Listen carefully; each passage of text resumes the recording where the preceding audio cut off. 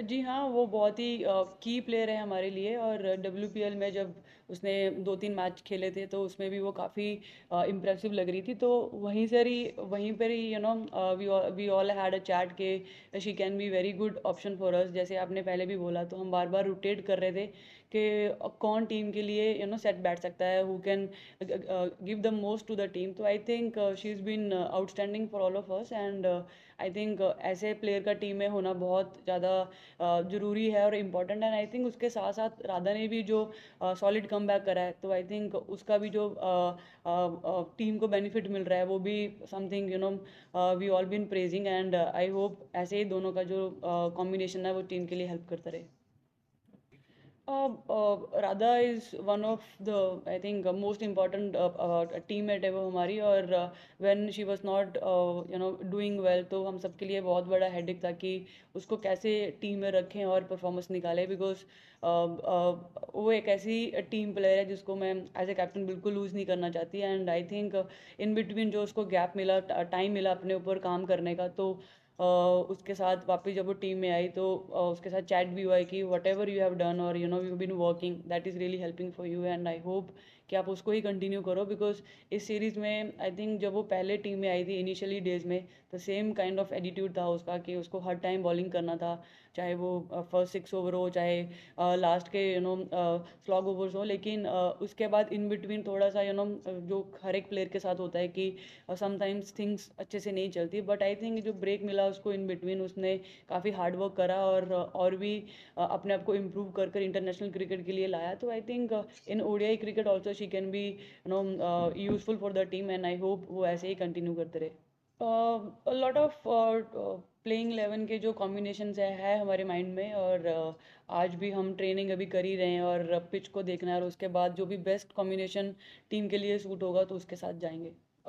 जी, अगर आप देखोगे कि जब से हमने ओडीआई क्रिकेट अभी खेल रहे हैं लास्ट कपल ऑफ ईयर्स, हमारा पहले तो यही टारगेट रहता है कि बेस्ट टारगेट के लिए जाएं जब हम बैटिंग करते हैं। क्योंकि जब भी हम बैटिंग करें तो माइंड में यही रहता है कि we should score more than 300 runs on the board. Because वो बॉलर्स को थोड़ा सा कुशनिंग देता है। वो को पहले बॉलिंग ऑप्शन 5 थे, तो 5 बॉलर्स के साथ थोड़ा सा डिफिकल्ट हो जाता है जब रन्स बोर्ड पे इतने ही रहते। लेकिन रिसेंटली जैसे हमने T20 में कॉम्बिनेशन ट्राई करा जिसमें भी went for 4 bowling spin options.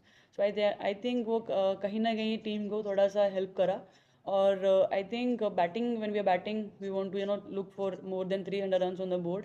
And when we are bowling will make sure कि we have good bowling options, and so that किसी भी बॉलर के ऊपर एक्स्ट्रा प्रेशर ना आए। बिकॉज वी नो कभी भी किसी का भी दिन इधर उधर हो सकता है। So that we should have another option who can help us to be in the game. Pratika is been a six option, और उसने अच्छा भी करा है in between. तो I think will try to get more option in bowling also. और fielding is been outstanding in T20 series, and we'll try to continue that momentum in ODI also.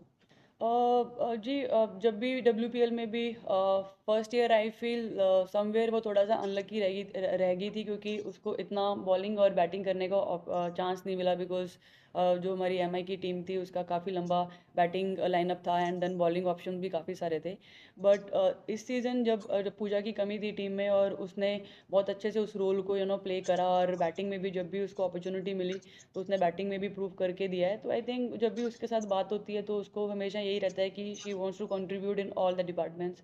और ये जो WPL सीज़न रहा है और ये वाली सीरीज़ रही है, और इवन अभी ड्राई सीरीज जो हम खेल कर आए हैं, जब भी उसको अपॉर्चुनिटी मिली है तो she always want to do something with all the department. So वो बहुत अच्छा लगता है एक प्लेयर का वो एटीट्यूड देखकर। और बहुत अच्छा लग रहा है कि she is been so affective on the field. See, जैसे सर ने भी बताया कि नो डाउट हमारा जो फील्डिंग का लोड है और फिटनेस का लोड है जो पहले से हमने काफ़ी हाई करा है, और उसके रिजल्ट्स भी आ रहे हैं।